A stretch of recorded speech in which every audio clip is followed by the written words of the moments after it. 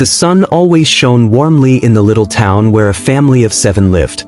They were not wealthy, yet their home was always full of music, joy, and laughter. The children spent their days running under the bright sky, singing as though the world itself was their playground. Across the street stood a grand house belonging to a rich man. His children rarely stepped outside. They watched quietly from their windows, pale and silent, while the lively sounds of play echoed from the poor family's yard. From the rich man's kitchen, mouth-watering scents drifted through the air, roasting meat, frying fish, and freshly baked bread. The poor family often paused outside, smiling as they breathed in the delicious aroma. Their stomachs were sometimes empty, yet their spirits were full. Meanwhile, the wealthy children grew thinner and weaker. They stayed behind their walls, missing the warmth of the sun and the joy of play. The poor children, though with less food, glowed with health and energy. Their happiness became the talk of neighbors passing by. One day, everything changed. A policeman arrived with a paper. The rich man had filed a complaint. He claimed the poor family had stolen the spirit of his food by inhaling the smells from his kitchen. The day of trial came. The poor father wore his old uniform, polished with care. His family followed him, heads held high. The rich man arrived too, with a lawyer at his side.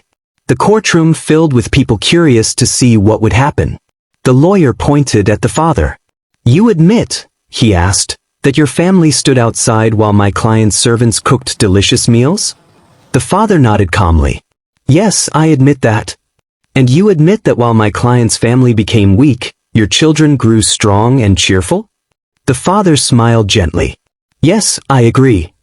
The spectators leaned closer, waiting for his explanation. The father stood tall. "If we enjoyed the smell, then let us pay for it today." He reached into his pockets, pulled out coins, and dropped them into a hat. One by one his wife and children added their own coins. The father shook the hat until the coins clinked and rang. The sound filled the courtroom like a silver bell. He turned to the rich man. "Do you hear this sound?" "Yes," the man replied, puzzled. "Then you are paid," the father declared. Laughter burst through the crowd. The rich man collapsed in shock, and even the lawyer could not hide his embarrassment. The judge, trying to hold back a smile, finally struck his gavel. "Case dismissed." The father bowed to the judge. "Would you like to hear my family laugh?" "Why not?" the judge replied. The children laughed first, their voices light and bright. Soon the whole family joined in. The sound spread across the room like music. Spectators laughed too, and even the judge leaned back, laughing heartily. The courtroom echoed with joy. True wealth was revealed that day. It was not gold, nor a grand house, nor the smell of roasted meat. Real treasure was laughter shared with loved ones, health built from sunshine and play, and the unbreakable bond of family.